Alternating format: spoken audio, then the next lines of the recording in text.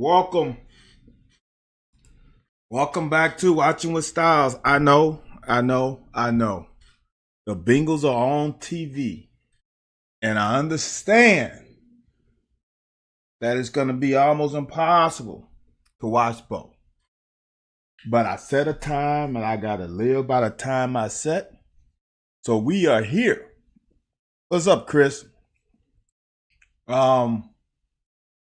Man, it is whoo boy. It is interesting, man, to say the least. How some people carry on in life. The mental gymnastics and energy and effort it takes to be negative. It's got to be tiring. It just has to be literally tiring. I am amazed by the things that I've read today about this game that was played on Saturday. Well, the offense still, it's weird, man. The scoreboard math, the negativity is just draining. I don't get it. This is athletics. Now I can understand in life if shit's going bad, but still for me, I always think positively. But as I was taught, there's nothing positive comes out of negativity. There's nothing positive comes out of negativity. So why be negative? But I can understand in life if shit's going wrong for you. But this is a damn sport. I just don't get it, man. I just don't get it. What's up, fellas? Appreciate y'all tuning in. Lake Dog, Steven, Chris, Kentucky. Appreciate y'all tuning in. Chris, and that's the thing. And I understand. And that's one reason why I really do this. Honestly, this was not a premeditated course of action for me. Didn't know this would be it. Didn't know that people would really fucking care about film stuff, which something I'm big at. But it is for I am a part of the PTSD created for our fan base. I was here at Kentucky during a bad time. Like I tell people, and I don't run away from it because it's my truth. There's nothing I can do about it now. In my 4 years, I won 15 games. Total.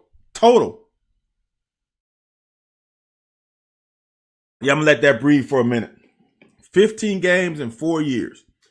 There are guys in this program that's won 15 games, more than 15 games in 2 years. So I understand the PTSD. But the thing about it is you can't carry last year into this year. You can't carry the 90s into the 2000s, the 2000s to the 2010s, and et cetera, et cetera. You just can't do that in life. Once that day is over, it's over. It's gone. You can learn from it, but there's a reason why the windshield, as the whole saying, the windshield wiper is bigger than the rearview mirror. It's weird, man. But to me, what's bad is there's always an excuse of why. And there's never a sense of satisfaction. And I don't mean you got to be satisfied with what the program is because you want it to be better, sure. But when we were running the ball, people was clamoring about why are we not passing the ball? Why are we not spreading all of everybody else? Now we passing the ball. Now why are we not running? It's just weird. Well, we don't have enough plays. It's just maddening of the extra wording that's put on why to be negative about this team this year. Well, Devin Leary is supposed to be this. Well, Devin Leary still passing 60% completion rating with missed passes. I just don't get it. Chris said every year the fan base takes a while to come around when they finally let hope seep in and walk around with a little confidence. But Chris, that's the nature of being fans. See, this is what bothers me about fans, is that we are worried about other people's perception. We are worried about other people's trolling when we don't do what we have professed that this team will do. Who gives a fuck? If someone else's opinion of you brings you down, that is a personal problem. People are going to troll all the time. But why can't we just be, all right, we lost. Let that shit ride. But I'm not going to talk as much as I did yesterday. I spent almost an hour before we started watching film. But if y'all have questions, I will ask, but I'm not going to go on another monologue today. I'm just not.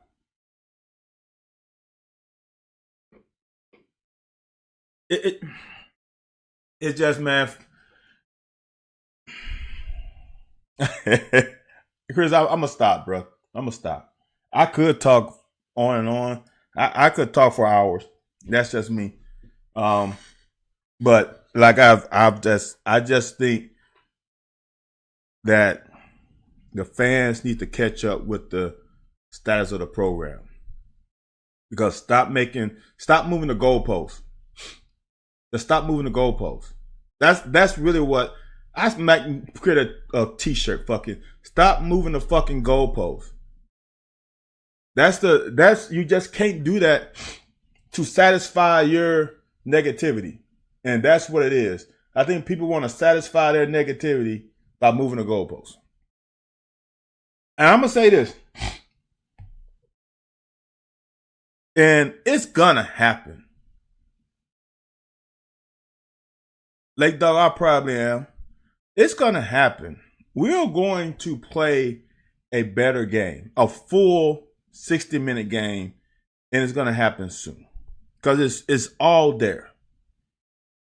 I honestly think if you remember back into 2021, Liam had some issues in 2021 from about game 2 to about 6 before we played LSU and the rhythm came.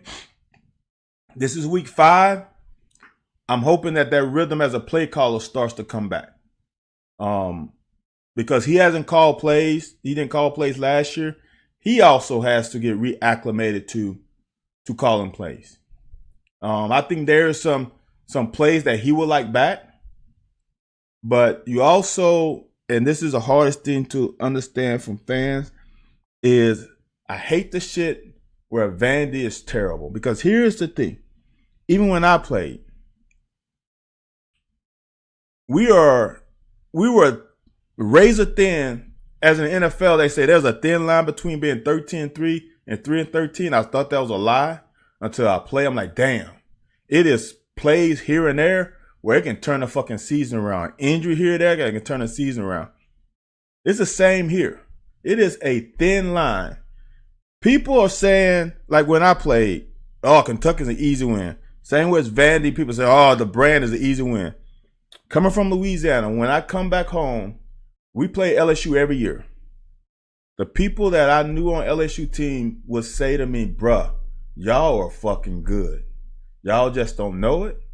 And all y'all need is a play here or there. Because when I played, I was 2-2 with them. I won 2 at home and I lost 2 on the road. We were, if you look back at that 95 season, we shouldn't have been 4-7. We shouldn't have been 4-7. We should have probably been 7-4. So it's just the little things. And Vandy isn't a bad fucking team. They fucking beat us last year at home.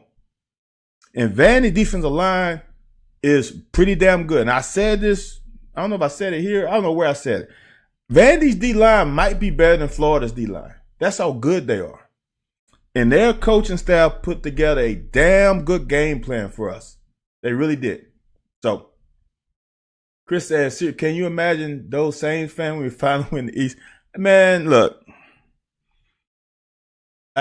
they are going to say I trusted them all along. And like the only person that I know is more optimistic than me is Jay Hayes. Yeah, and Jay puts it on it where he's 12-0. I know he's a little tongue in cheek with that, but he doesn't see fucking 7-5 or 8-4. It's crazy. Like thought said, my uncle said our offense only scored 31 other points.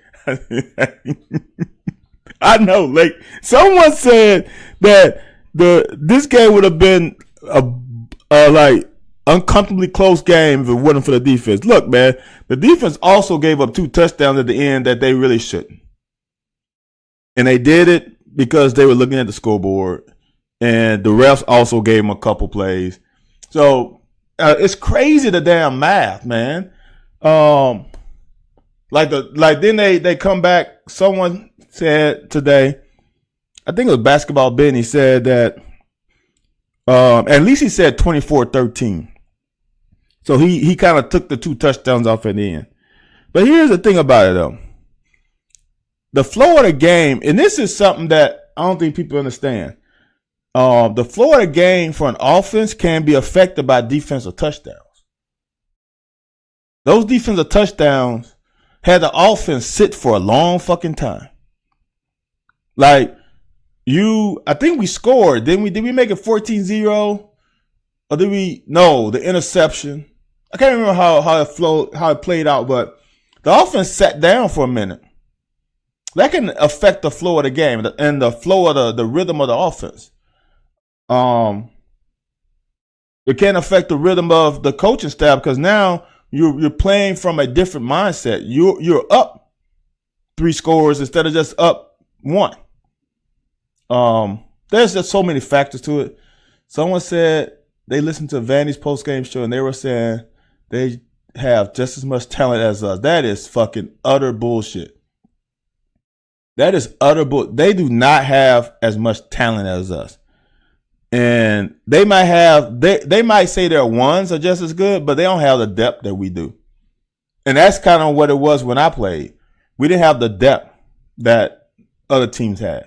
I would say defense. I don't want to say offense because I wasn't on their side playing other teams, but defensively, and I've heard this, that our starters were just as good as any other team in SEC when I played. It's just when our starters need a blow, the drop off was big. Chris said 9-3 and we feel like we left games on the field. It was 38-13 with 10 minutes left. Thank you, Scott. It was 38-13 with 10 minutes left. It was actually 38-13 with 8 minutes left. And if the damn ref don't call that bogus ass PI, it would have been 38-16 with like 5 minutes left. Right. Chris said we just need to not get on. That is true. Steve said last year, same people were crying for interceptions. Do defense take plays off with being up? No, it's not a play off kind of deal. It is an attention to detail. It is it's just a level of concentration. Sometimes players start getting selfish. Sometimes I can speak for myself as a corner. Sometimes I feel like I'm gonna say this, especially after your teammate then got, well, at that time been 1 house call and about to be 2. You start to press a little bit and press in a way where you start trying to do things that are not within the scheme, trying to make a play because you know we got a cushion, and if I fuck up, it ain't gonna end the game. So I would say you might, maybe you play a little too loose, and that causes things to happen. Sometimes, here's the other thing. I'm gonna say this as for me. I don't know this for everybody. When you start pairing up, when you start subbing people in and out, like we kept, I think for the most part, we kept Drew Phillips in as a nickelback, but we then put some new linebackers in, and you're used to Trevor Wilds and D-Jack maybe playing a certain way and having that relationship with knowing that where he's going to be in certain plays and certain routes, and then you got a new group of guys who are not totally where the old guy would be. That can affect. There's a lot of things that can affect it. The penalties, the turnovers, and drops are going to determine the season. The penalties and the drops, for sure.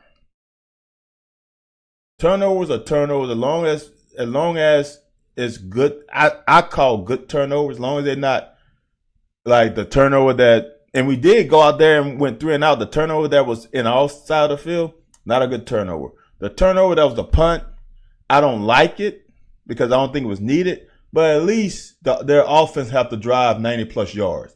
And I feel comfortable with our defense minimizing damage with 90-some yards for an opposing offense having to drive on us. I really do. Seems that depth is crucial. That's why I was so fired about D-line. Depth is everything, man. And I will say this, and that's why getting Dylan Ray is going to help this O-line. Because not only does depth help on game day, depth also helps with game prep, focus, intensity, because now I know the guy behind me has a chance to fucking take my spot. That iron sharpened iron is a true thing. Having that fear of not getting reps, because if I don't come with my A game, my backup is gonna come with his A game, and he might not come off the field. That is huge. Trevin says tonight he'll like to see DBs come up some, not wide receivers out route. How you feel about Trevard said tonight he'll like to see DBs come up some, knock wide receivers off routes. Not sure what he would mean by. I understand what he means by that, but I don't understand what he means by that and what happened in this game, because I'm not sure. You can reroute guys like, and that's really more of a linebacker deal. Linebackers can reroute the number 2 receiver more than corners, unless we play in cover 2. But usually people college cover 2 is more like palms /2 read. So you are read number 2 more than just playing old school, high school cover 2. So I'm not sure.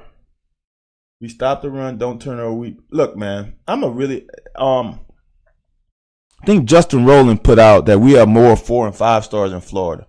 We have been, to me, better than Florida on paper for the last 3 years.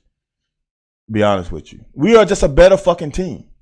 And some people can't believe that, want to believe that, or will adhere to that. But when Justin put out that we have more 4 and 5 stars, that fucking proves it. It proves it. It's on paper now. 12 Dodgers. I know this question might be off top, but just curious your opinion on how we match up with. Look,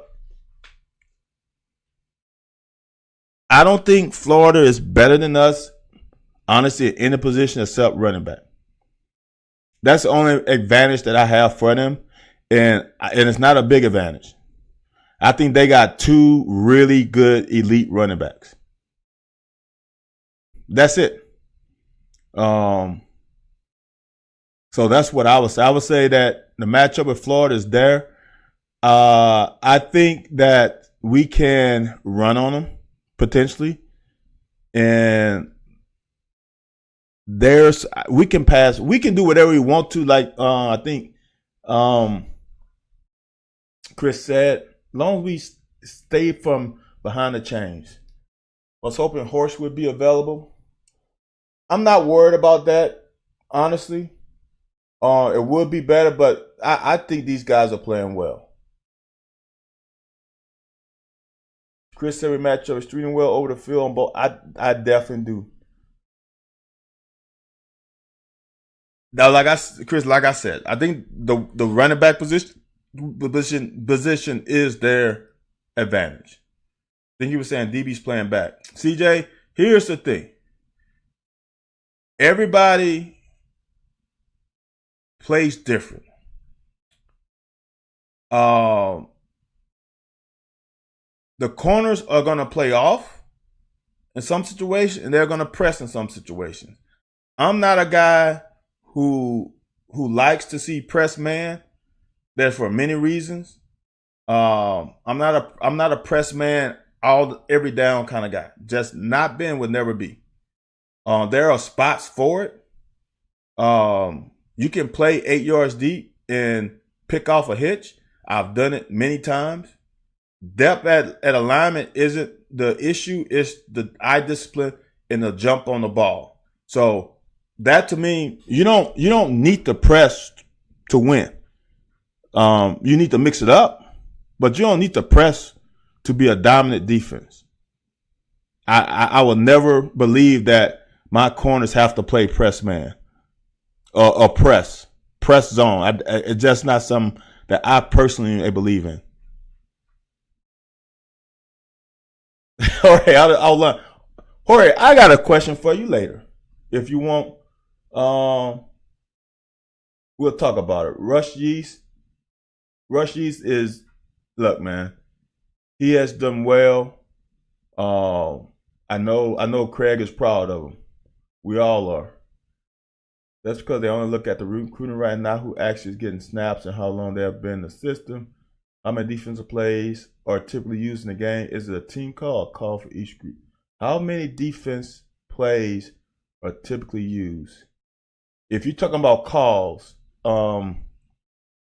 it depends on each game. There ain't that many. There ain't that many fucking coverages you can run. You can run, honestly, now there's variations to it. You can run zero coverage, which is all out blitz. You can run one high safety with man underneath. You can run two high safety with man underneath. Those are your man coverages with variations to them. You can run cover 3, cover 2, cover 4, which is quarters, cover 6, cover 5. So there's not that many things you can run. There are like variations where you can combo coverage. You can play man on one side, zone on the other. It's not that many. I would say in a game you might come. I'm just putting this out there. You might come with 3 blitzes. You might game plan. Now, the thing about it, you have coverages in your playbook that you can throw out, but you might, for an opponent, run 3 coverages, maybe 2 or 3 blitzes, and then if you need to call something up, you'll call something up. No, Trevor could play, man. I would say in my history at UK and after, he's the best corner that we've had since '93. I would say that. I would comfortably say that he is the best corner since '93. Yeah. Does their running backs have more an advantage on our D than our running backs do against? I think I don't know about that. Their running backs are a little more talented. That's what advantage against somebody's D. They're just a little more talented. That's what I'm gonna say. I think they call off the Cats at 20. Nah, I don't think so. We just short circuited for some things. Let the offense make mistakes. Let your pass rush and coverage make huge plays. Your team might have lost all those games. You undefeated. No, look, man. I'm not undefeated as a person. Jay, I appreciate that. Trust me. Hey, man, Scott and I were chatting earlier about who needs more snaps, Keaton Wade or J.J. Weaver. What are your thoughts on Wade taking games reps away? Wow.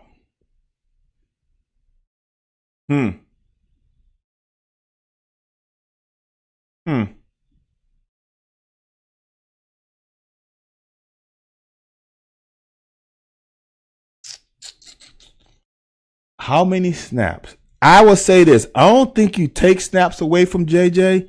I think you might put them both on the field at the same time. The only thing is that JJ can't play into the field. He's not good in coverage. He's tight in the hips, little slow reaction. And I'm not sure Keaton Wade is as stout in a boundary as you probably need to be. So I don't think Keaton Wade is taking snaps away from JJ. I think Keaton Wade is taking snaps away from Afari. I think now, if you want to talk about taking snaps away from JJ, you'll probably have to go with Fibry. I think he's the guy who is the boundary backup outside linebacker. That's what I think. Wade needs more snaps, but that's never going to happen. I don't know if Wade needs more snaps. I would say Wade is starting to earn more snaps. You don't need more snaps. You earn snaps. You earn snaps with your play in practice and with your consistency and having the coach's trust that you can do what you're supposed to do on game day. So, I'm not sure. I think Fibry is closer than what you think, Scott. Can he play? Would I be comfortable with him starting? No. But I damn sure comfortable with him playing, though. Because one thing about Fibry is he's going to go balls out. And on defense, I'm going to say on defense, the closer you are to the line of scrimmage, the less football IQ you need. The further away you get from line of scrimmage, the more football IQ you need. So Fibry with his athleticism and hustle and effort level, I'm good with him playing. See, now y'all got me. Now I'm at almost 30 minutes. Look, Jay, I've said this before the season. People worry about the fucking corners. I said, stop it. Drew Phillips was good last year. See, here's the difference between almost ever. I know, Chris, you're right. You called it, Chris. The difference is when you have corners that are a part of the run game and have an ability to not be afraid to get their nose dirty, that leads to a different kind of corner. That leads to a corner who is a little more aggressive than a corner who just want to play man. That leads to a corner that, to me, has a little bit better eye discipline and focus than a corner who just want to play man and not be involved in the run game. These two guys, and I must keep saying it, are the best complete duo corners in Stoops' era. And it's not even close. The more they play, the more they separate themselves from any duo. Scott, love it. I don't know, man. I don't think he's playing poorly. Expectations were high, especially on my end. He's not living up to my expectations, but it's not like he's playing like shit. So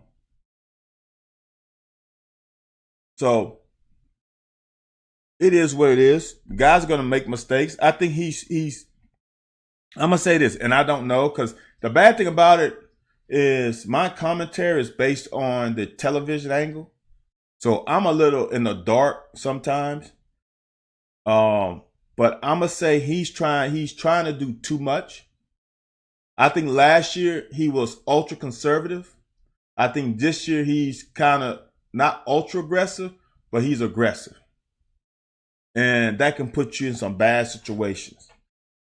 As a safety, you are the, as I've said before, you are the fuck up eliminator. And if you're the fuck up eliminator, you can't be fucking up. You are the eliminator of fuck up, not the creator of fuck up. And he has sometimes caught himself in between by as I would say, not reading the offensive lineman and determining run or pass early enough. And he's got himself kind of caught in between. And sometimes you will get caught and they complete a pass. And sometimes You can do that, and they don't throw it to where you're supposed to be. So as a whole, he has not played that poorly, though. To be honest with you, we haven't been challenged much deep over the middle because we play good ass defense. The middle ain't fucking open, oftentimes. I would say the best thing for all defense is run over routes. After one game, I couldn't believe DBs were a question coming to see those. You were not ever. Please like. We need Love in the run support this week. Love is no problem in the run support. Him and Childress. Don't worry about that, Scott. Then your positive outlook on the team draws in those of us that already agree in your film breakdown converts those negative ass mugs. I don't know if that's true, Dirty, but I'm gonna be me. That's all I can be. And I'm here's from me. This is me. I'm gonna tell what I see as my truth. You might not like it. I'm not like positive all the time. I'm gonna tell you when somebody fucks up. But the overall umbrella is positivity, because why be negative? I don't understand. I never understood that. I told y'all so. Look, when I would say this, there's a lot of shit that I've said that I don't push the I told you so. There's some shit I've said that I know people have forgotten about. And I just keep it pushing because it's nothing. But when you're talking about my DBs, damn, that's when I'm gonna hit the I told you so. Because one thing I do know is the corner position. With safeties, play be better if we had Shaka, no. Here's Vito. To me, is like an enforcer. But Vito wasn't sound in his technique and responsibility, in his alignment and assignment. No. I don't. I would say this. Somebody was going to leave anyway. Because you can't have Vito, Childress, Lovett, and Geiger. That's too many safeties. Somebody was going to transfer anyway. Period. We are extremely stout up front from a talent. On defense, we definitely stout up front. We have never had this kind of defensive line. If you're talking about defensive line, we have had a better offensive line, but not this defensive line is better than anything I've seen, maybe ever, since '93.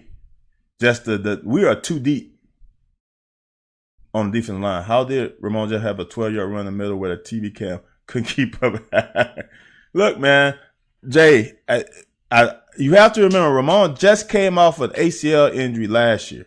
He's a little over 12 months away. I think they're taking him slow. I think they're easing him in. All right, Jay, go to sleep, brother. I know it's late.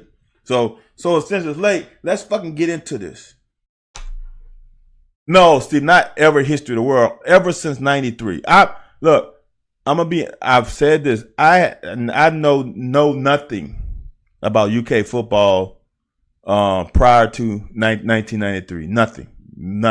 Now, I found out about some players. I played with some, obviously, with guys that were there before I got there who were seniors, and they were some dogs, too. That senior class I played with were dogs. Their attitude, their demeanor, their approach to the game, we didn't have anything like that after them. That senior class was unbelievable. Nasty football guys. After that, we got different players. I put it to you that way. So, no, not in the history of the world, but definitely since '93. I don't think there's a better depth-wise defensive line than this line since 1993, period. I don't think it's even close. I mean, how many damn Deion Walkers have we had on the defensive line? Then you add down Silver in there this year, and the way Ox and Ripka do. Saunders, Ripka, Ox, Then DHY is coming around. We are Josiah. Come on. That's at least 6 or 7, maybe 8 defensive linemen. This is the most depth we've ever had since 1993. I don't know what happened prior to that. So this fucking series bothered me so much because we went into to have with a sour taste in our mouth. At least I did as a fan. And we come out and we do this. This is not the way to start. Now I'm gonna give Vandy that one. They had a good stunt, stunning right in the face of Leary. He's a short quarterback. Totally get that. But this, I don't understand our infatuation with throwing it to the wide side of the field. I don't get it. I don't get it. Wide tackle 6. Don't ask. Why are you talking about that, Steve?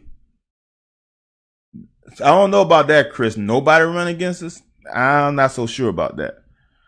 But I don't understand why we are throwing, that's 10, that's 15, that's 16. I think Leary, that's about 20-yard throw linearly. So 20 yards this way. That's almost a 30-yard throw. Why don't we attack here? And we got trips. And I think if you look at I know we go, I'm going to just say this. We probably go here.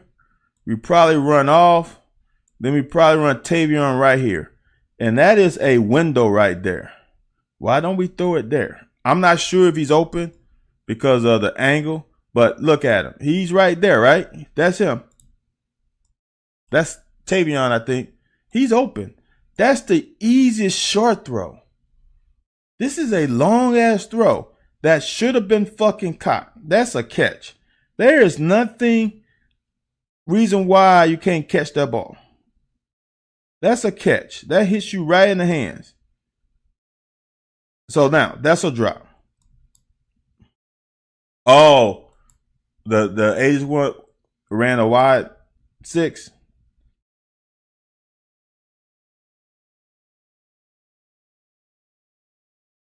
We got to catch that ball. We got to. Okay. So now,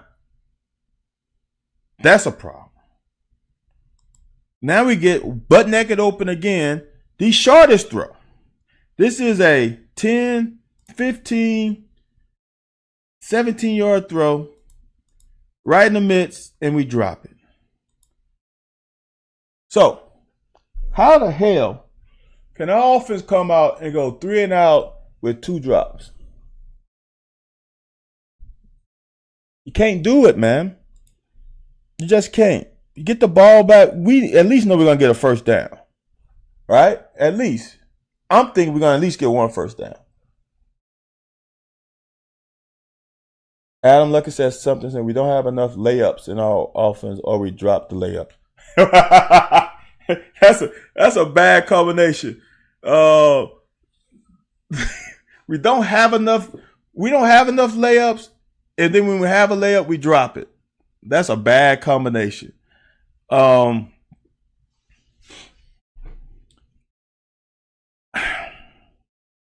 gonna say this. I don't think this is true, but I gotta put it out there. You know how there are quarterbacks who are mobile quarterbacks, and so the next year they try to become a pocket passer. You know the guys in basketball have a mean mid-range game, but the NBA says you're gonna have to expand out to the 3-point line to improve your stop. Some reason I think Devin Leary he wants to prove that he has arm strength.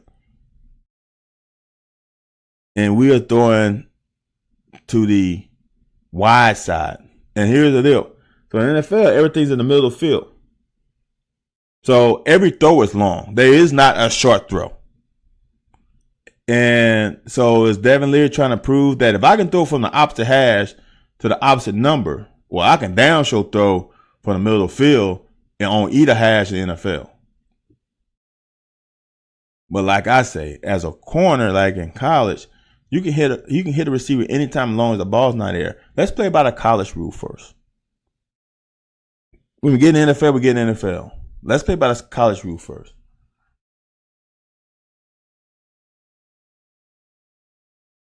I understand that, Chris, but this ain't. I'm not sure who it's on. I do understand that, and especially run trips, that backside corner is probably man to man, that single receiver corner. And if you bunch the trips into the boundary, that the single receiver man to man guy's gonna be into the field. So the advantage is to the wide receiver, but that's still a long fucking throw though. I don't like the long throw for me.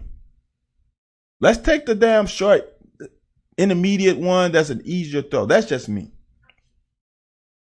And it's not like he's throwing bad balls. No doubt, Chris. No doubt. But even though the boundary is condensed, that condensation, that's not the right word.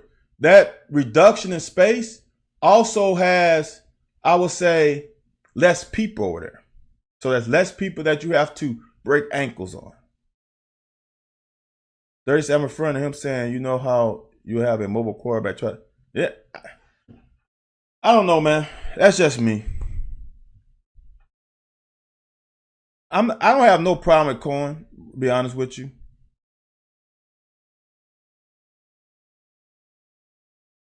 Not hitting tight ends. I'm gonna speak to that, Shaka. I'm gonna speak to that a lot. The tight end position, we have a lot of depth. But we ain't got no Brock Bowers. We ain't got no Kyle Pitts. We don't have a George Kittle. We don't have a Travis Kelce. Those are the guys that you get the ball to, that you have to. All right? So, with our current situation, you got Barron Brown, you got Dane Key, you got Tavion Robinson. Whom are you going to take touches away from? Whom are you going to take passes away from? The tight ends are going to probably get 5 attempts a game, probably less than that, because I'm not going to take attempts away from those 3 guys. Other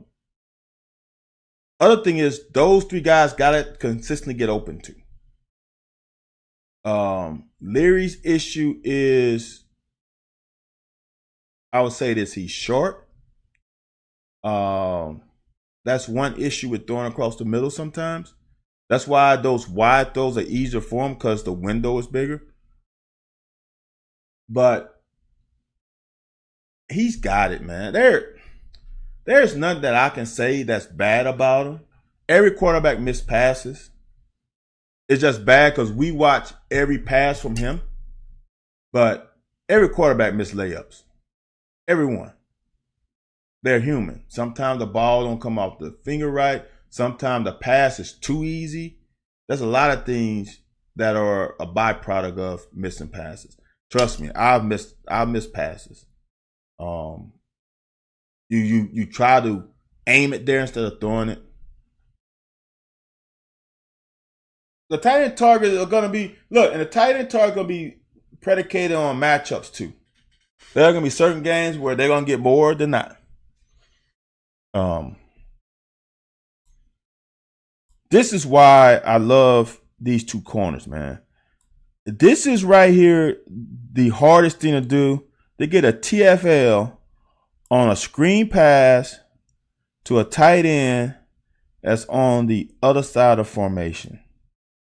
And they're going to run a boot, and this is a screen. Since he's catching the ball behind the line of scrimmage, I guarantee you this outside receiver that we are not able to look at is trying to block Drew Phillips. I know he is, because it's a screen pass. Watch this guy. He's trying to block now. I guarantee you that receiver. So that means Drew Phillips whipped his ass. That means this guy got his ass whooped. And now he is able to make a tackle almost 2 yards in the backfield. That is a corner that's not afraid to get his nose dirty. There are not too many corners in previous years that would be there. No doubt about it. I'm not saying I don't like the top three per se, but Dingle is a weapon that most teams can't cover. Matchup is tough on. Right, Shaka. That's if they're playing man. I think if a team comes out and they are a man-to-man team, I think with the way we run the ball, with play action fake, and either a safety is on the tight end or a linebacker, we would exploit that. I think we have shown that when we know a team is playing man. I know we have done that with Cummings on a couple times when it's dictated. If we can dictate man, or we know that they play man out of certain situations, then we're going to exploit that, for sure. It's just the tight ends are not going to get 15 touches a game. And it's not at you, Shaq. I'm just saying in general. I'm speaking to the masses. I think people expect the tight ends to get like a shit ton of touches. The most touches a tight end is going to probably get is 5. That's the whole group. So, that too, Chris. All that. You're right. These two corners technically, man, are pretty damn good. And they're relatively young. They're young as far as experience. And that just tells me, I'm going to say this, and this is what that tells me about their coach. Their coach is a great teacher. He's not just a guy who's coaching a position, he's teaching a position. Because those guys do a lot of fucking things right. For two guys who haven't started, I guess Drew started last year, but Drew is playing much better this year than he played last.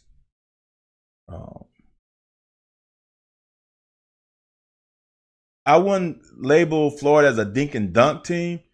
They might not stretch you out, but when I think of dink and dunk, I think of 2 yards, 3 yards. They are not as dink and dunk as you would think, Scott. At least the games I saw. Now, I'm not gonna say I've seen every game. I watched the Tennessee game, and I watched the Utah game. So those are 2 games I watched.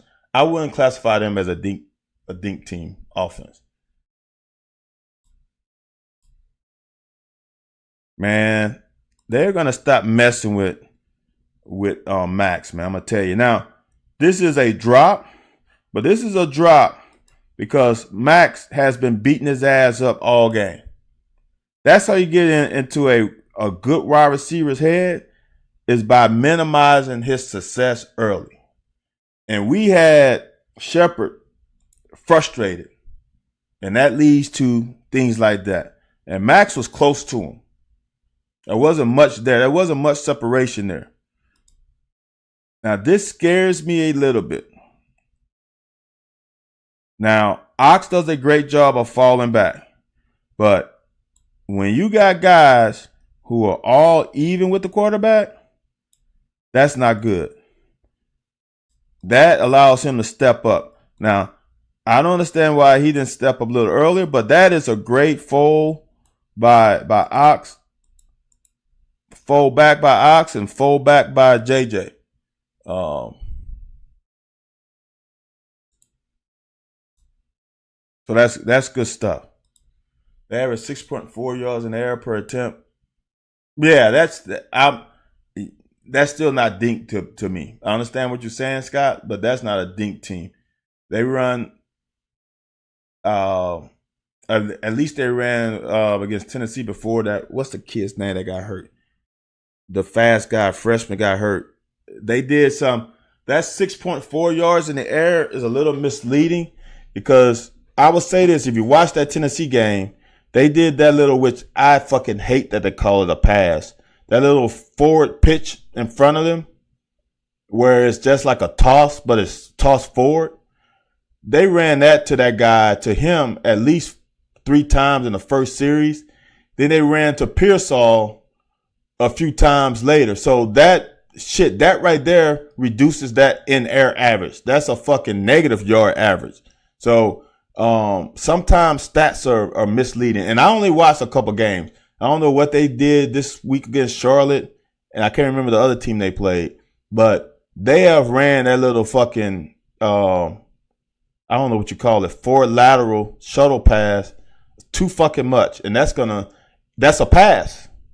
So that's gonna affect that damn average a lot. So I'm not gonna go by that stat because I saw 2 games where that can be a little misleading. Look at big man. Look at big man dance. Watch Dion dance. Big man got feet.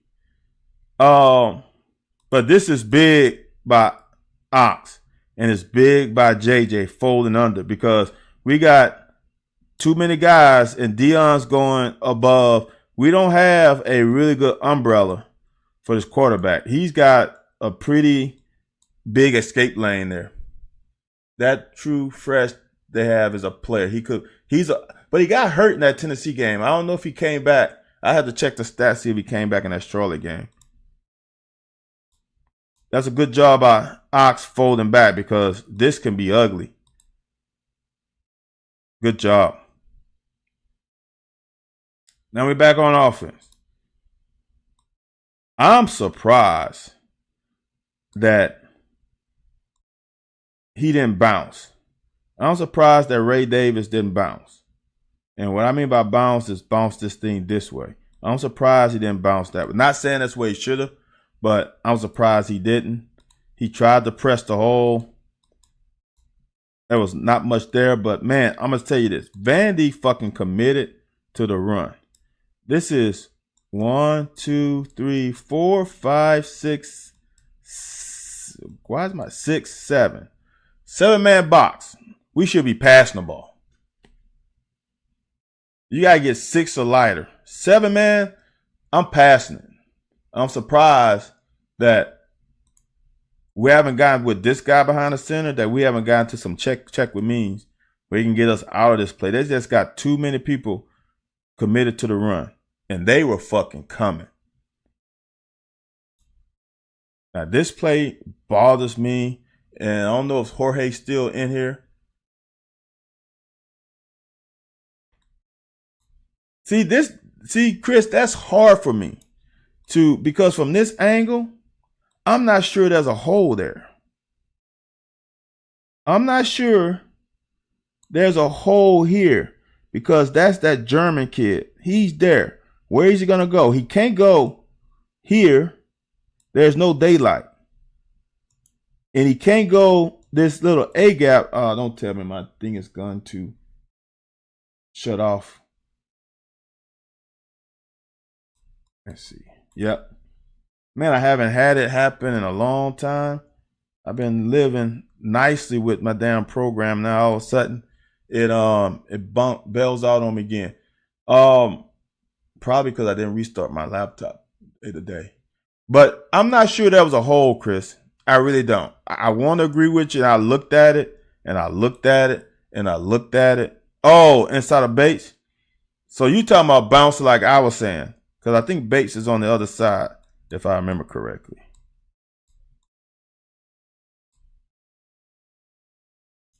Gotta find the play.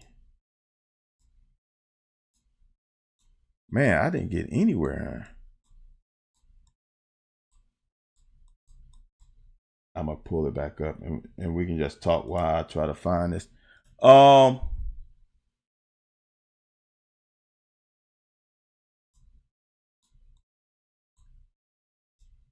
come on. Oh, it's about to bell on me again. This is my fault, y'all. I didn't restart my laptop. Bates was a puller. So you saying to the top of the screen was the hole. I have to see that again. I don't think that was the path though. I really don't think that's. I think Bates was trying to seal the backside from crashing. Because I think that was that Ford or Flax block down. Let me see.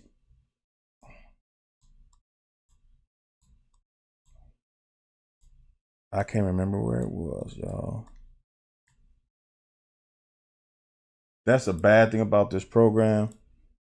And the program isn't supported anymore. Somebody bought them out. Is this the play? Yes. Right? This is the play, right? Yeah.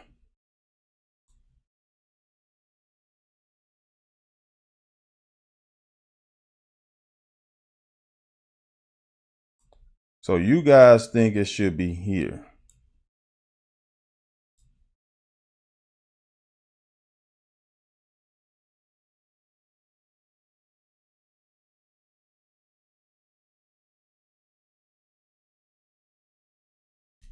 All right. I still don't think that's where it is, but I'm gonna give it to you. Um I think it was play side here more than him winding all the way back. Is it not inside zone to me? I don't think it's wide zone. It looks like inside zone, right? Um so if because we block down, right? We block down, then we combo, right?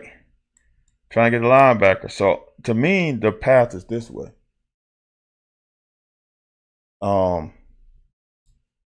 But I'm not an offensive lineman.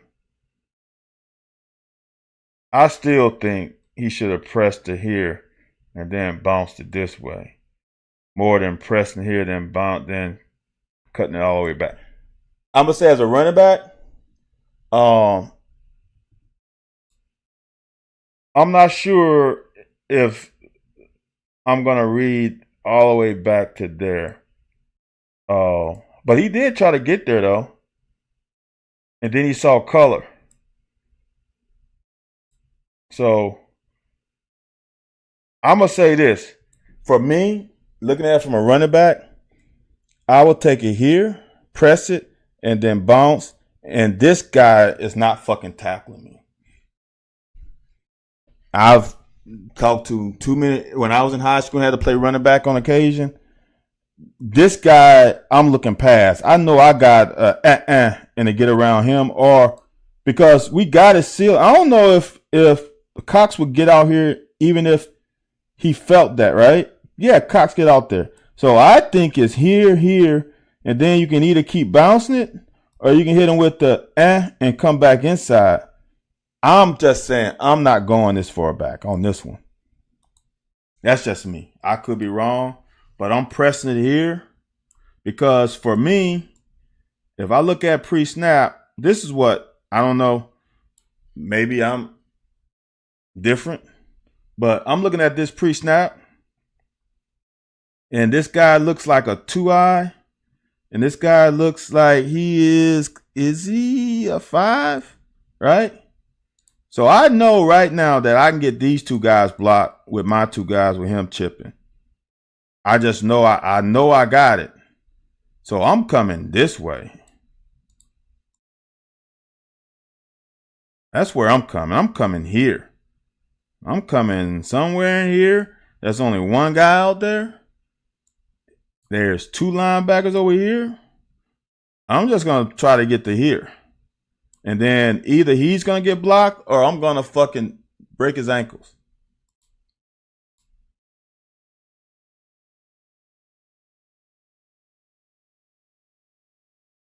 Now this fucking shit bothers me. See, that's what I'm saying, Shaka. I'm not bending it back. I'm going to press the hold and I'm going to bounce it. Oh, okay. Okay, Chris, I get you. Chris said he was coached where you never bounce. Okay, I got it. But I would say this: in that situation, it might not have been a bounce per se. It would have been a C gap because it seemed like Cox was punching the inside, but then he was going to get to that linebacker. So as you said yesterday, when that guy gets to arm distance, he was going to come off. I think he was going to come off. I'm not bending it back, though. And then they had a little penetration. That was going to be hard to bend back anyway. I'm going to play this from the end zone cut because this is just, and this, I don't know, man. So for me, right? I'm just talking about me. And it seems like Ray plays this right to me. This is Ray's guy. Okay. So then Cox has him. Then Ray is looking for this linebacker. He's going to punch and help the center out, but then he's going to have eyes on him. So why is Ray hugging the center not responsible for that linebacker? That makes no sense to me in a blocking scheme. Because Cox stays here and pushes. This guy comes. He should have him man to man, in my opinion. And then Ray has the outside guy. If that's not the case, and they're going to block it this way, he's going to help. We're going to push that way, and he's man to man. Then Ray's got to get this guy, the inside guy, and let the outside guy go. But to me, it seems like Ray is aggressive coming here, that he sees him. His eyes are looking. But he decides to take this guy. So that means to me, in my opinion, he thinks Dylan Ray is going to get that guy.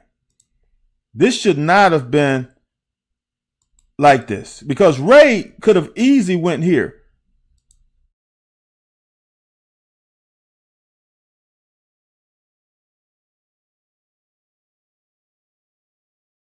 I don't get it because it seemed like it's man because Marquise didn't just punch him inside, punch him to the guard. He fucking blocks him the whole way.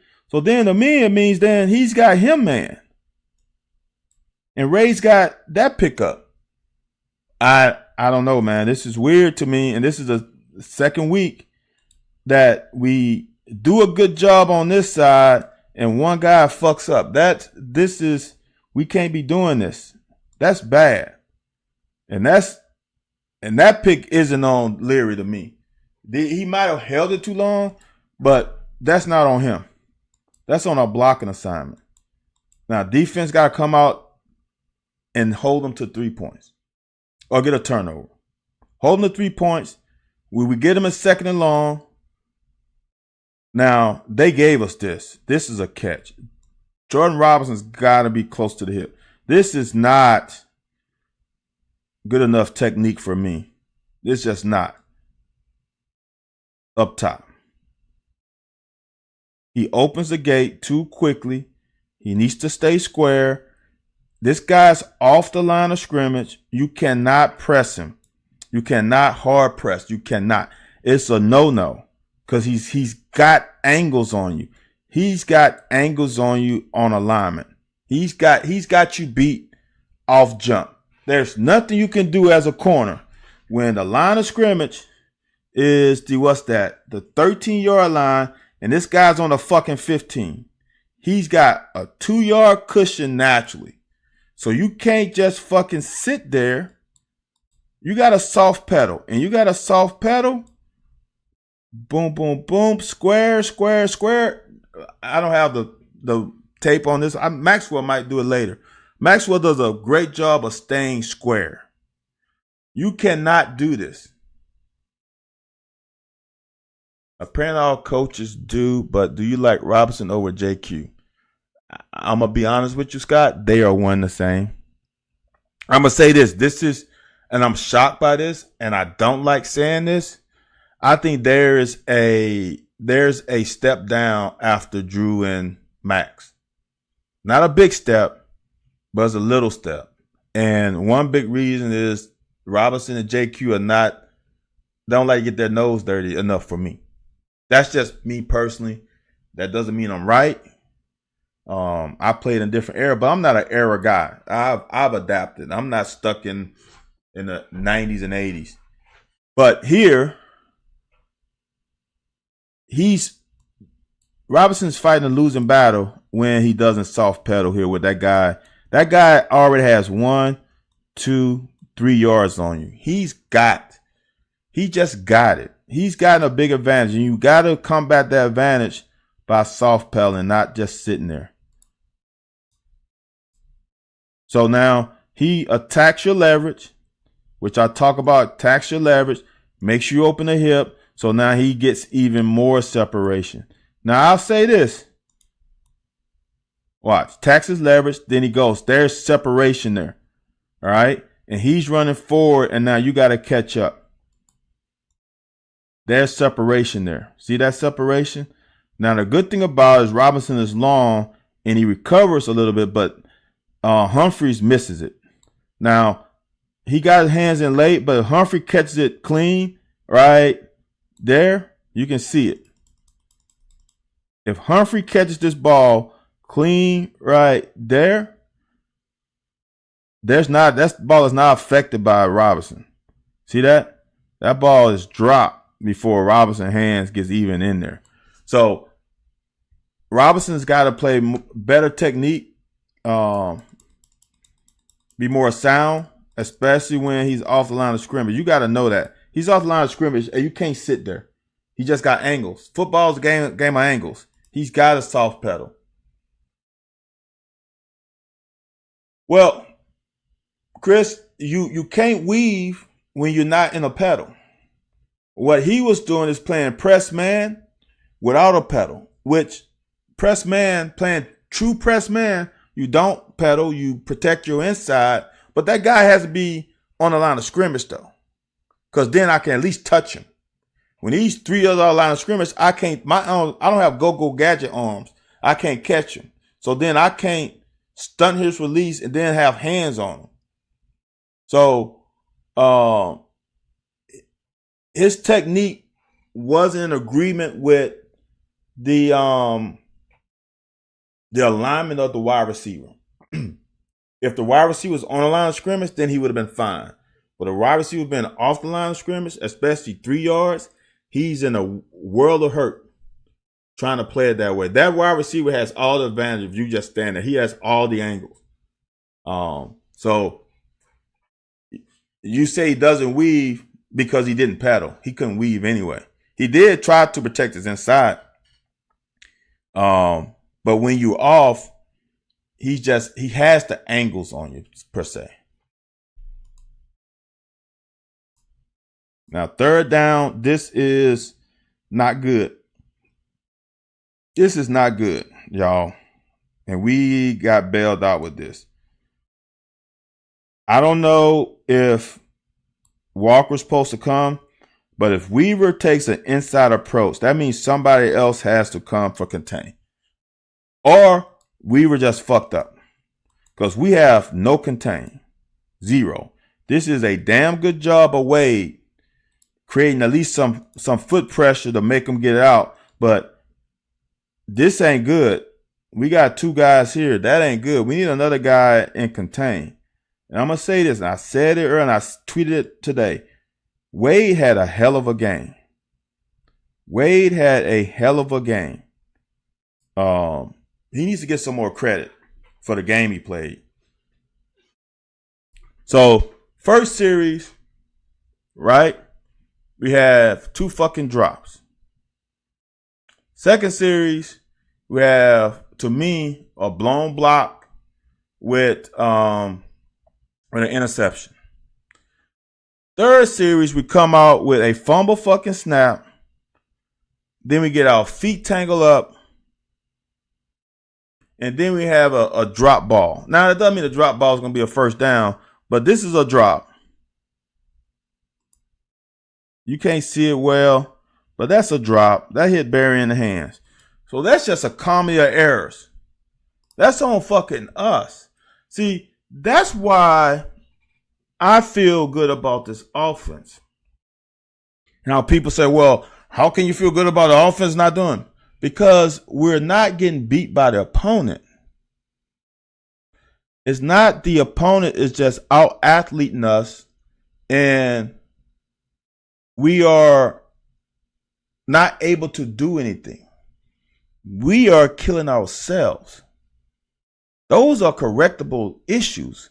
When you're killing yourself with the holding calls, with the dead ball procedure calls, with the dropping the snap, with stepping on your quarterback, all those things are correctable issues. Know what's not correctable?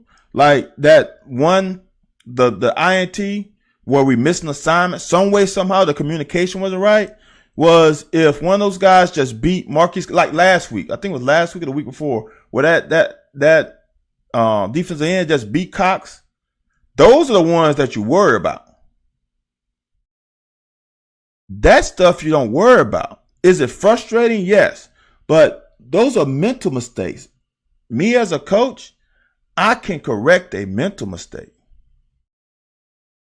I can't correct a physical mistake. Because if you're not physically able to do it, then I can't inject in you those abilities. All right, Scott. Good night, man. And I know, look, y'all, I know these after dark things or these late evening things are an issue. I know, I understand. And that's why I greatly appreciate y'all for joining. It's just a better time for me. I coach football now and I get home late. I got to spend time with my family. So I can't do it in the afternoon anymore. I used to do it like at noon Eastern time. I can't do that anymore. So I got to do it at 9:30. So that's just it, fellas. That's all the reason. Shaka, I can't coach you to be fast. I can't coach you to be tall. I can't coach you to be long. Pause. There's physical traits that I can't coach you to be. Now, I can't coach you to be a dog either. I played with London Fletcher, which was an undersized linebacker. That MF was a straight dog. Some people have it in them, some people don't. Trust me, I played with some that ain't got it in them. I played with some big fuckers that didn't have the dog in them. There are some traits. I can't teach you traits. I can teach you technique. I can help you with your IQ if you want to work on it. I can help you with your fundamentals. But yeah, I can make you faster, but I can't make you fast. And what I mean by faster is I can make you faster than what you are currently. But if you slow, me making you faster ain't very good anyway. But if you're an elite sprinter and I can make you a little bit faster, then yes, that's big. But in this game, we shot ourselves in the foot. We ended drives on our own. That's a frustrating thing in the moment. But later you can say, okay, man, all I got to do is correct these things and we'll be okay.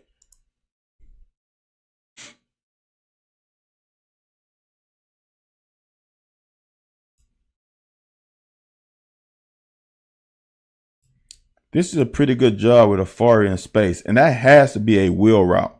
For him to be out here, this has to be a wheel route. And this guy going up the seam, and we are covering with Drew Phillips. So Drew should be able, honestly, to peel off of this a little bit better. But that's pretty good coverage by Afari on a wheel route on a number 2 receiver. Chris, no, I don't believe in that. Now, I'm a track guy.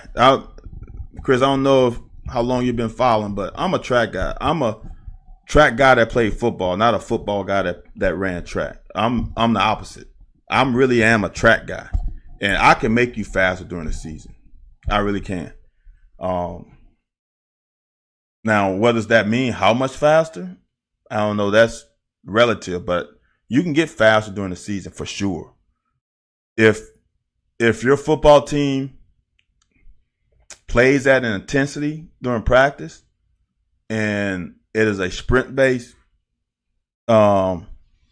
program, yeah, you can get faster during the season for sure. No doubt about it. But you got to be a coach that in a strength and conditioning program that preaches sprinting in practice.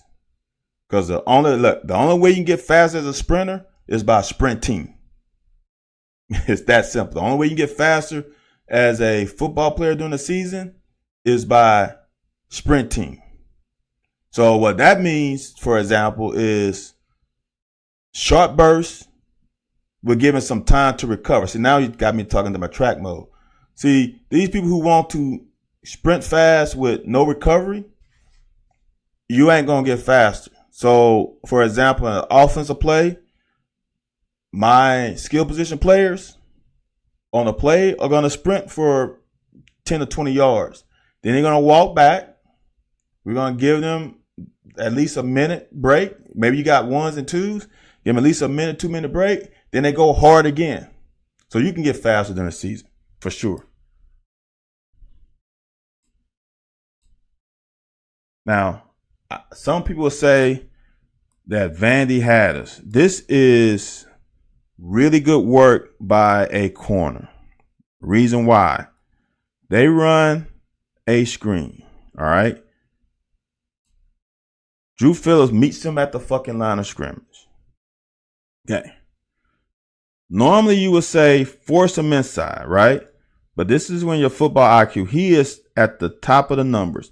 To force him inside, you ain't got nobody nearly to you. Thank you, Shaka. Sprinting no rest, you just get tired. I wish more people would understand that, Shaka. I wish more people understand that. See, that's the problem I have with old school coaches. And I think I am, and I don't know, Shaka, your background. You must have a little bit of a track background too. These old school coaches, even old school track coaches, conditioning is not used properly. If you're trying to get faster, you cannot, your body doesn't recover in 10 seconds. I would say this in track, for example, you get a minute for every 10 meters.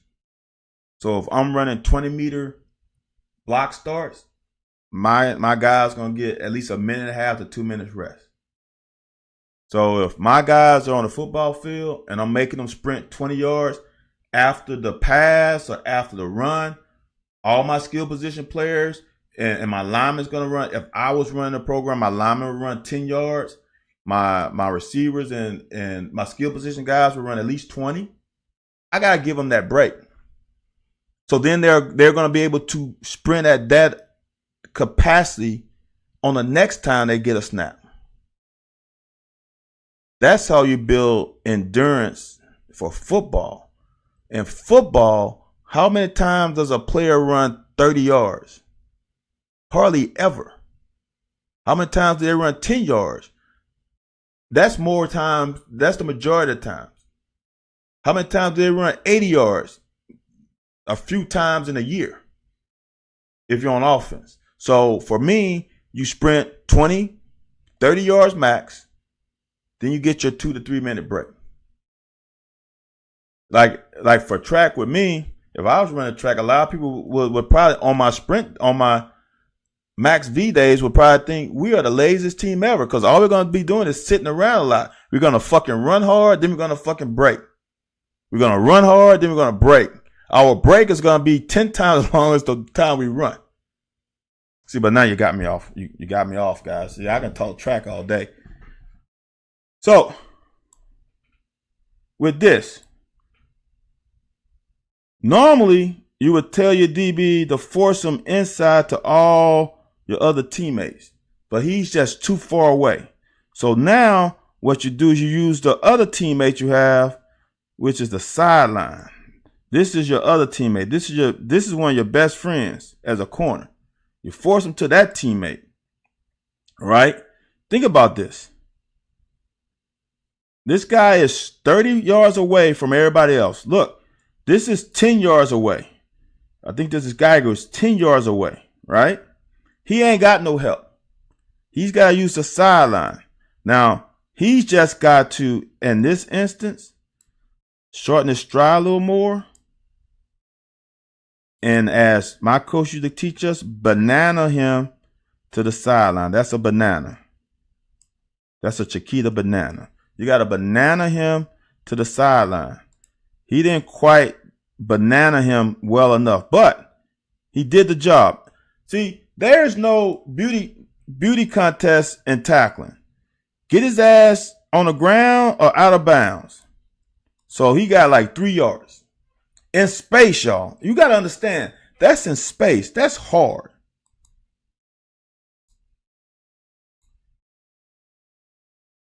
This is, and I cut this up.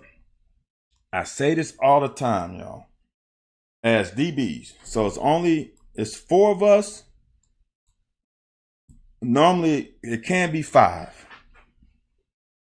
The most important thing for a secondary to be good when you play zone is these 3 linebackers. They are more important than anybody else. Because if we're playing deep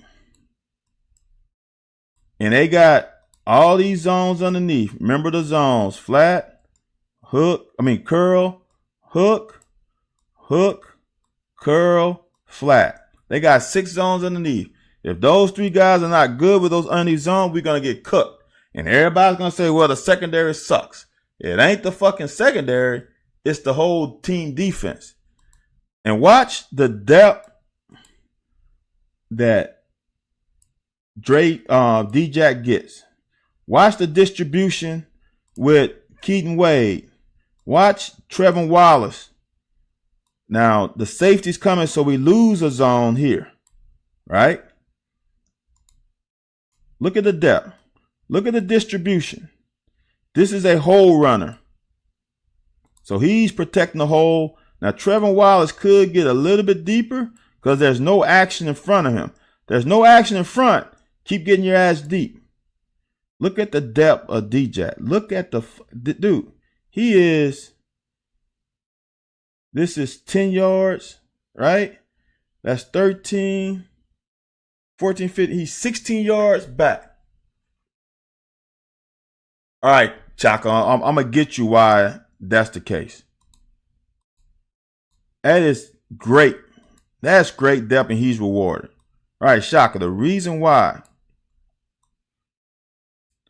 we come back from this deep, right, is one, we think they're going to run deep routes.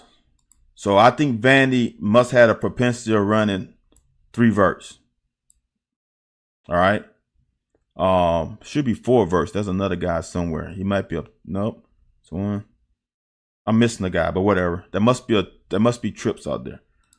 So what happens is, as an offensive line, you start declaring, right? So if I come from 8, I should come unblocked. If not, now the back. So now, there was a trips up there.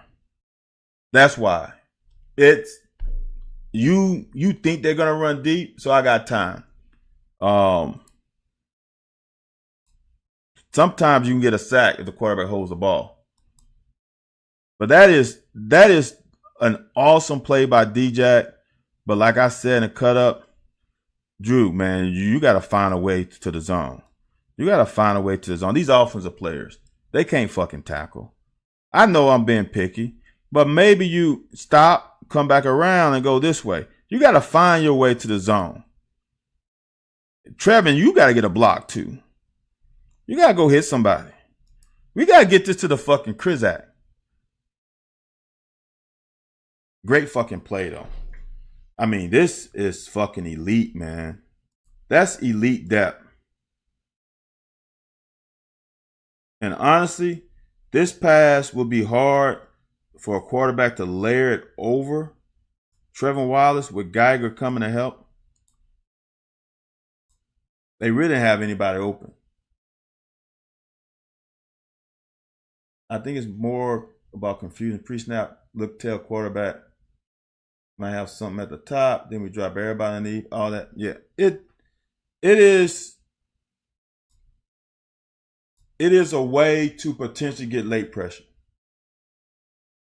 See, but sometimes the back doesn't have them. See, because sometimes that back That's not a linebacker. That's a safety. He's going to release, and you're going to have a whole shot. Like if that running back was there. Childress had a shot. Yeah. Only issue the back is hit. Shaka, we the same person. I look, man. If I was coaching defense, I wouldn't even call cover 6 because to me it automatically turns into cover 6, especially in high school and college because you're into the boundary. It just turns into cover 6 most of the time. But I'm definitely a quarters guy. I'm a quarters and I'm a cover 2 guy. Which is like you said, is cover 6. I play, and because honestly, I don't play cover 2. I play palms or 2 read. So it automatically turns to cover 6 anyway. Because using to the field, we playing 2 read, which is basically fucking cover 4. So we are playing cover 6 pretty much the entire game in essence. Since we read number 2, although a lot of teams like to put trips into the boundary, so it turns into something else where we might lock, where I will lock that outside corner and we playing cover 4 off the inside 2 receivers. Now you're talking about coverage. Shit. I am a palms, which is fucking cover 4. So I'm a cover 4 guy all day, every day. Sleet, sunny, rain, don't matter. I'm running cover 4, period.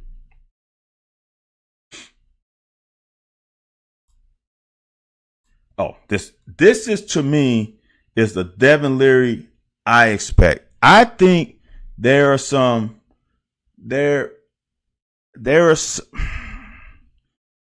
I don't know, man. I don't know how to say it. There's some outside influences. This is Devin Leary, man. You watch this snap. Just watch the whole play.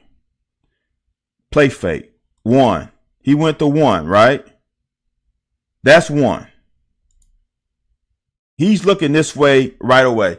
He don't like it. All right. So next progression. Now he went to, that's to 3. Nope. I'm going the wrong way. So he went to 1. Now he went to 2. See how now you can see his helmet. Then he went to 3. This to me is the Devin Leary I expected. His progression within his reads are fucking quick and decisive. 1, 2, 3. Get it out. Let's get some yards out of this. That's the Devin Leary I expect. Off topic. Shut a team out 2 years ago playing 2 read. So Shaka, see this is why, and I brought this to our high school. They had all kinds of packages. Whole thing in my high school, long story. But I came in and we played cover 2 and I changed it to we read number 2. So that's 2 read palms, right? And the kids love it. Because if you're playing 2 read, to me, everybody's in the game. I'm not playing old school 2 where I'm playing flats and there's no flat guy to me and I feel like I'm just not doing shit. If I'm reading number 2 and number 2 goes vertical and there's a corner, that means I got to carry 1. I feel like I'm still part of the game. So if you're playing in high school, cover 2 isn't cover 2 like people play it in high school. It is a different version. So when people run double verts or switch verts and that corner is occupying one of those verticals, it throws people off in high school. And there ain't that many good throwing teams in high school, to be honest with you, like elite. There ain't that many elite quarterbacks. So to read, all you need, honestly, I would say this. In high school, you need 2 coverages for me. You play palms and you play one high, man under. Single high safety, man under. I don't think you even need to fucking blitz. You just fucking play single safety over the top and play 2 read. That's all you need. I've always covered 3, 4, 2, 5 guy. See, that's a lot of coverages. That's just a lot. And I'm gonna say this: the team I coach, we play a lot of coverages, and our kids are smart enough to handle it. But I honestly don't think you actually need that many coverages. If you play palms, you really don't need that many coverages because that palms morphs into all kinds of shit. Like that 2 read morphs into every fucking coverage except cover 3 in the book. It morphs into 6, 5, 2, 4, all that. Now cover 3 is that's why I would rather play cover 4 is because I have my safeties a part of the run game. Because they're flat-footed. They're just linebackers playing from 10 yards deep. That's why I like playing cover 4. Because they are involved in the run game. If number 2 blocks, if it's run, they are screaming. In that alley. They are screaming. And they're going to come unblocked. Covering grass, hate the old school. Pattern match, man. Exactly, Shaka. We was playing pattern match in the damn 20th century. I don't understand old school cover 2. It doesn't make any sense to me. It's stupid. Unless you're gonna roll the coverage and play cloud, which is more of cover 3 anyway. But that's the only way. Don't make any sense to me. Oh, just cover the lineman's 4-2-5. See, if you play cover 3, Chris, I'm gonna kill you. See, this is another thing I brought. See, college cover 3 is when they run 4 verse, the corner has to get in between 1 and 2. If that corner stays outside number 1, I'm gonna kill you at 4 verse. Unless your corner is taught to get in between number 1 and play number 2 to help the safety. If you play outside number 1 and cover 3, I'm gonna murder you. That safety better be fucking Ed Reed, a Taylor. If not, I'm cooking you on 4 verse. I'm running 4 verse every fucking play.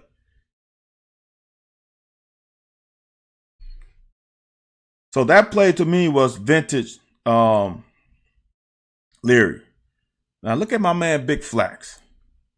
Look at my man Big Flax getting out here trying to get some dirty work. Look at that.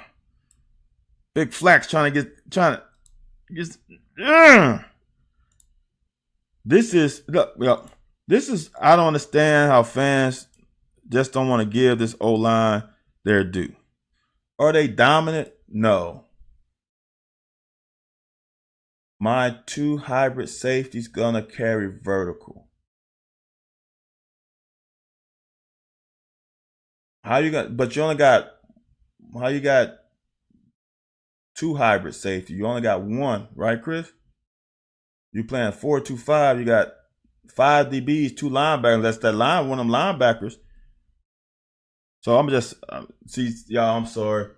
We talking football now. So Chris, let me see.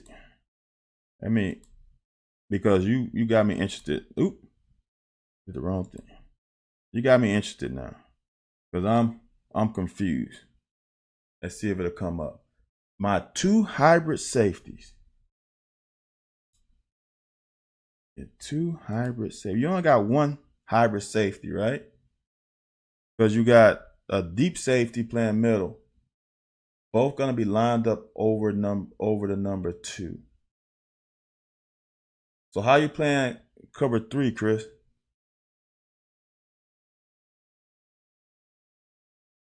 Right? You got 2 corners. You got a safety. Okay, I got you. So your 2 corners are gonna expand. You're gonna expand to number 2. Or you're gonna be outside or inside of number 2. Chris? Are those two safeties playing inside or outside of number 2? I wasn't getting them. Because if those babies, if they are going to expand with me, right? Exactly. That's how you get if your two safeties are they going to expand? Because I'm in the middle of the field, I'm going to take them. I'm going to take my two outside receivers and put them at the bottom of the numbers. I'm going to put my two slot receivers about maybe 3 yards inside the numbers. Corners outside numbers, safeties outside. Yeah, Chris, I'm going to cook you. I'm just, if they are outside number two, okay, depending on how wide I go. All right. So I'm going to displace you as far as possible. And I'm gonna tell my guys to keep going as wide until you stop. And we're gonna figure out how wide you're gonna go. So now you got 6 guys in the box, right? As Shock was saying, you got 6 men in the box, you light. I'm about to run at your ass. That's just me. I'm not sure if it's going to work because I don't know how good your 4 down linemen are. But shit, if I got a 6-man box, I'm running. Especially if I displace those 2 outside linebackers, that nickel back and that other line, that will. But I got you. I'm not a fan of cover 3, to be honest with you. I'm not. I've never been a fan of cover 3, even when I played. Because, just be honest with you, outside linebackers are not fucking getting to the curl of the flat consistent enough. The outside linebackers are not getting to the curl flat consistent enough, and the offense can just fucking run curls all fucking day. Yeah, Chris, that's right. For you to be comfortable with that 6-man box means that your Jimmys and Joes are pretty damn good. Because like Shaka said, I might run power read.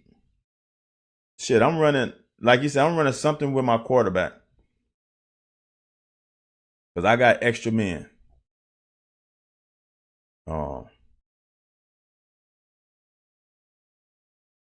Yeah,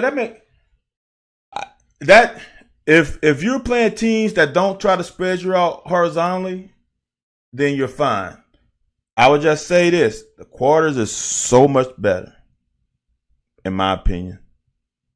Quarters is so much better, and especially in high school where teams can't, like you said, can't throw. When I got 2 extra safety in the box, right? If you come out, whatever. If teams are just running doubles or something, I got a chance.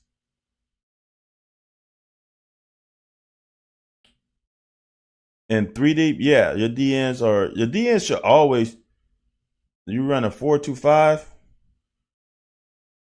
your DNs should always be spill players, right? Well, when would they ever have force unless I displace your ass so far out and your 2 safeties can't fit into the run game?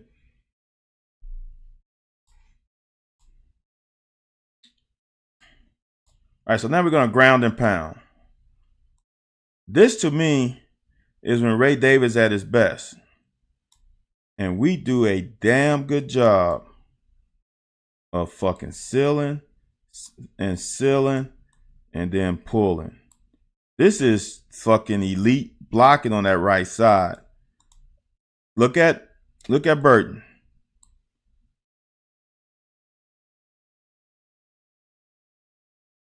Some people try to have them contained. They should only contain if you got a 3-man front. I don't understand you got a 4-man front. Why your defensive end and even a 3-man? I don't get that. That's tough. What they got them playing, a damn wide 9? That was a joke. This is elite blocking, but no, our O-line just sucks. That's a great job by Dingle. This is good shit right here, man. And then we get him on the next play, wash everybody down, find a hole, sneak your ass in there. Good fucking drive. Think we'll get it passing him out of this set. Yeah, it's coming. It's coming. For sure, Shaka, for sure. Look, man, when this defense comes ready to play, look, there's no gap. Now, D-Jack can't get washed so much, but look, there's nowhere to go. There's nowhere to go. Nowhere to go. Got cut back, nowhere to go. That's good fucking defense right there. They got more than what they should have gotten on that, to be honest with you. Ugh.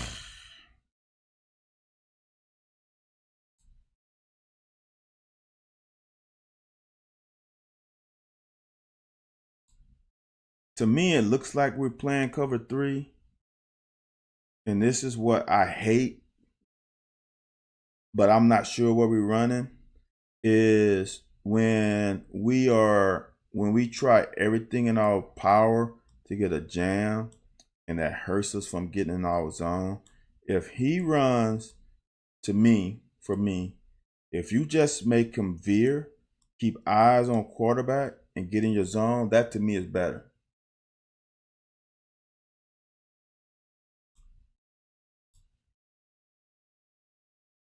But I don't know what Robinson was doing. I don't know why he's inside that receiver unless we were playing man. It didn't look like man to me. The more see, Chris, I don't want to say that. I feel very confident in our defense. And this is the reason why I feel confident in our defense. And I want people, and I've been saying this for a long time. Well, not as long, for a couple of years. I want people to go back and look at Kirby Smart defense prior to what they won in 2021. Kirby Smart was putting his guys on islands and was very aggressive as a play caller on defense.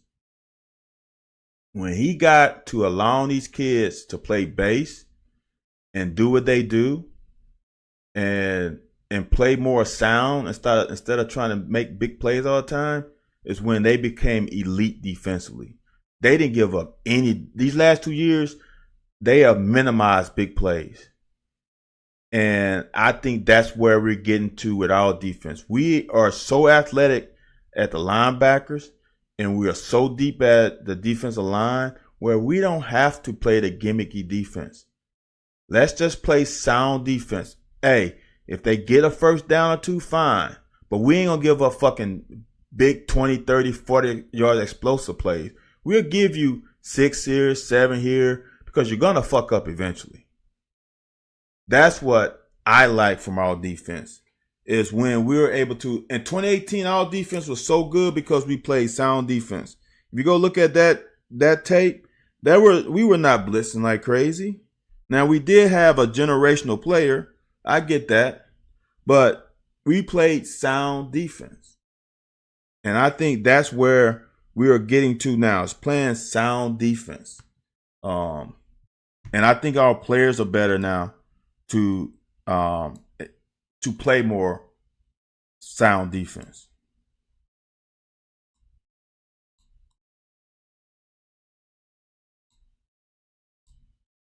Like this, I think Trevin's a little bit slow to get in there, and we give them something. They got something. That's fine. You ain't gonna fucking hold a college team on scholarship to no yards. I'm gonna say this one. Look, I don't think he got this first down, because once you initiate the slide, he's down right there. He's a yard short, and I don't know if you can replay it, but he's a yard short. Now, the bad part about it is that they gave him the fucking first down. But I think he's short. This guy, I'm telling you, this guy flashed in this game more consistently than he ever has. Wade played a hell of a fucking game. That is he caused that sack. This is the thing. As a guy who played quarterback, this isn't a guy who bothers me. It's this internal pressure. If they don't push the pocket, yeah, see this push? If Dion doesn't push the pocket, this goes for naught because I can just step up. But that push from Dion is the reason why that sack was possible. But Keaton Wade caused the sack. That's a great pass rush, dude. Look. Got his hands on him, pulled him, pushed and pulled, then rip. Now he just got to finish. That's a great move, man. Keaton Wade showed something this game, for sure.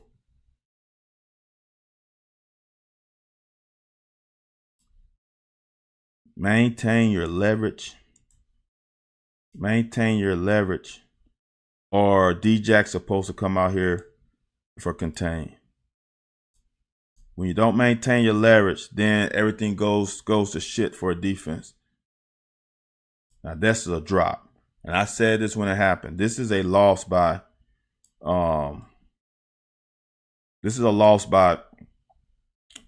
Max. All right. If Max gonna play, to me, if he's gonna play, he's 1.5 yards off, which means he should soft pedal. Right? But when you soft pedal, you got to maintain your inside leverage. This receiver is inside of Max now, and he didn't do anything. So that means Max didn't work his soft pedal inside enough, because he is inside of him. He is more than head up. He's inside of Max now, so he's beat. That was a lost rep. Great recovery though.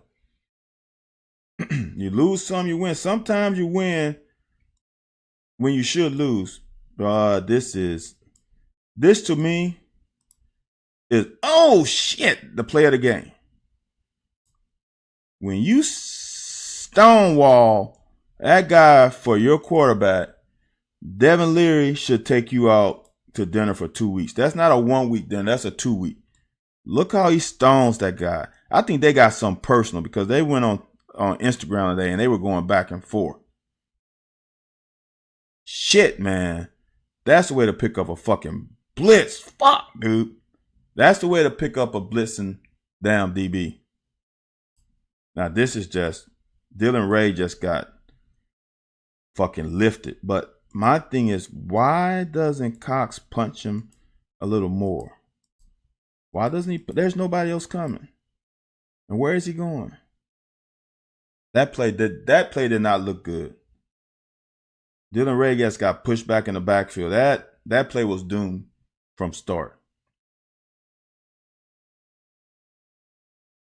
Now, I don't know what the hell. This to me is Devin Leary pocket presence just going to shit. He didn't have his best game. Why didn't Devin Leary step up in the pocket? He did that early in the season, but now, why didn't he manipulate the pocket? Stafford had a great pass today by moving in the pocket. Why does he just move, brother? This is pretty good pass protection. Then you throw that. That's a no-no. Now, we got lucky with the penalty to the face. All right. This is elite blocking, y'all. I don't understand. This is elite blocking. Dingle got to stay on that a little longer. But look, there's a fucking hole. He slips, right? That's a hole. This is another good pass. With him coming out, the window isn't right here no more. The window moved to here. And this is a great job by Devin Leary pumping. And then hitting Dane in the next window. This is one pass that's behind Dane on purpose. Because of this guy. You don't want to run him into contact. Now, there's a pass later in this game that's not on purpose, just a bad pass.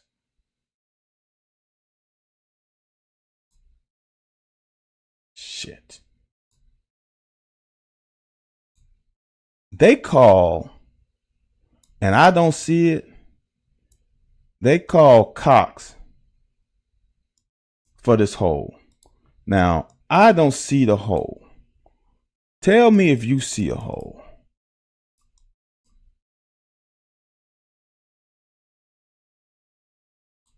I don't see a hole there, right? Is it just me? Right here. Right here. I don't see a hole.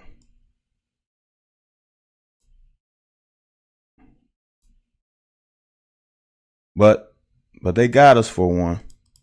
So now we back behind the chains a fucking again. And then we get a biggie one. We get a biggie.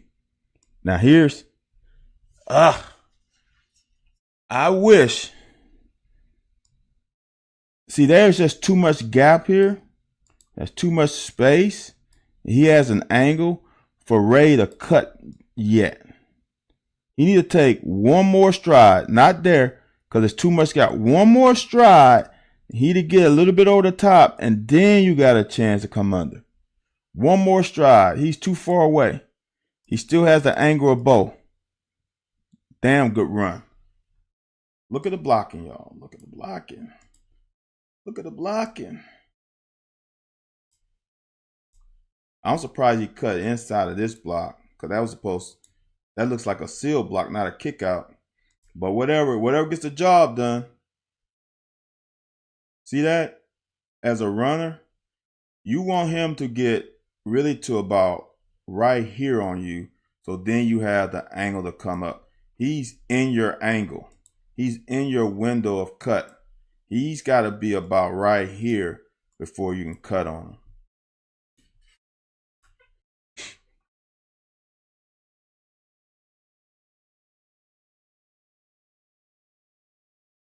That's just a good play by them, man.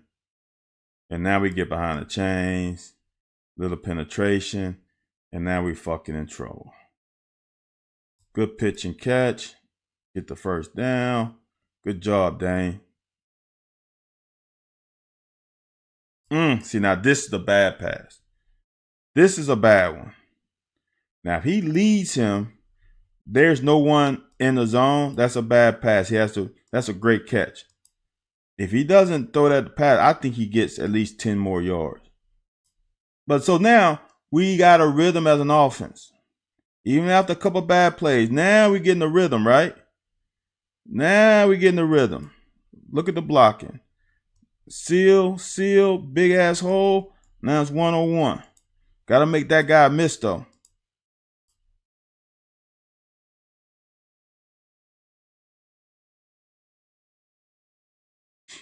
Good job, Tom. So now we're cooking with grease right now. Now we're cooking with grease.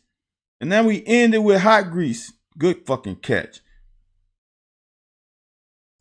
That was a great ass drive right there. That was, even after getting behind the chains, this offense has the ability to win after getting behind the chains sometimes. Not all the time, but they have that capability.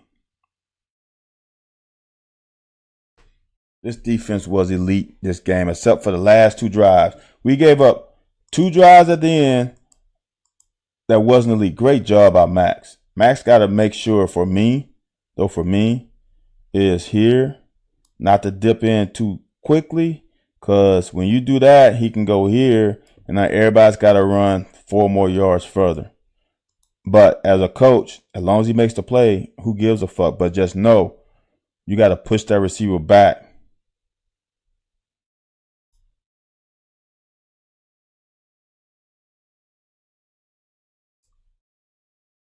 So this is, they just get us. This is hard. The scheme we were running, they ran the perfect play for this. Now Max just fucking short circuited. Looked like they ran a stutter and go. And it's a shitty ass stutter and go. And Max is in good shape right here. But then something happened between the 45 right here, and he lost, and he has too much speed to lose, and that wasn't a catch to me. Watch. That ball is gonna, they don't show it. It moves at the end. I don't think that's a catch. And they run a quick ass play, so they can't fucking review it. So look, this is why I want to show you different. This is good. Remember that play with Jordan Robinson over here when they was going this way? Okay. So now this same guy is watch how square Max stays. Look how square he stays. He doesn't open the gate. He's still pretty square. He doesn't open the gate and then he runs with him. That's good defense. And that's great defense. See here again? See how Max is square? See how he doesn't open the gate? Dude, that's good defense, and that's a bogus ass fucking PI call, man. That is utter bullshit. That is utter bullshit. That's terrible. Good fight, man. I hate that call. And that hand shouldn't get you a PI call when they're both fighting. Bullshit. And then they get a fucking touchdown. This is great design. And it's great design because we kept a 4 out here. So now when you motion, they see now we in man. So now they know that they got a mismatch out here. And they run a little whip route. And Afari looks back at the quarterback. Instead of playing man, he's fine. He gets eyes on quarterback. Now he's lost. Now he's done. He's cooked. You can't look at the quarterback in that situation at all. Good run by Demi right there. Found a place out. I'm going to run through these. We are getting late. We're getting to 2 hours. Great ass throw by Devin. Fucking field judge. Crap down his leg. That is obvious catch. Down field judge. The same guy that called the damn PI call. This is unacceptable. That's an obvious catch. And none of these guys are even going incomplete. So that's obvious. This to me is another good throw. Then we come with this and get a holding call. So now we get behind the chains again. We just shooting ourselves in the foot. Shoot ourselves in the foot. And now we go backwards. We go backwards. That's on us. That's not on them. That's on us. That is a us thing offensive. That's not a them thing. All right, Max, y'all keep coming. Then we get a good tackle by Max. Then we're gonna get the pick 6. That's a great job by Trevor Wallace. I'm telling you, man. I'm just telling you, as a corner, when you do shit right in practice, and you practice well, and you put forward the effort, you put forward some extra film time, the football gods will reward you. And this to me proves how well this guy Max has been playing in practice, how much he's been helping his teammates, because you don't get those kind of interceptions without doing the right thing all the time. I'm telling you, I've been in a situation where I've gotten picks in 3 games in a row. It's because I was putting in the right work during practice and I was rewarded. Then when I started slacking off a little bit, then it kind of went away. But when you put forth the effort, it's going to come to you. I promise you, it's going to come to you. And that guy's been grinding. I would say it's obvious because he's been close too much these last 2 games, and finally he's rewarded. And now I think Drew is going to get rewarded because I think people are going to start going to him. Steve, he got 3. You're right. He got 3, man. The way he breaks on the ball, man, his eye discipline, it was going to happen. Now these are just cheapies. Basically, the defense dominated, and then we gave up 2 fucking drives at the end of the game. And when a team scores with seconds on the clock and then people go, oh, well, it would have been a tight game. That's bullshit. They wouldn't have scored if we would have played all our guys in at the same time. They scored, what, like 20 seconds left on the clock? On a fourth down, on a play, I'm going to show you where Jordan Robinson fucking short circuits. So that's third down here. This is 4. People understand, this safety cannot cover half the field. When this guy goes in, this corner, this guy's going into defenders, he needs to sink back and pick off this pass. Watch this. He can't run here. He's got to protect this safety. He's running to what? See that? See where this guy's running to? He's running to Drew Phillips.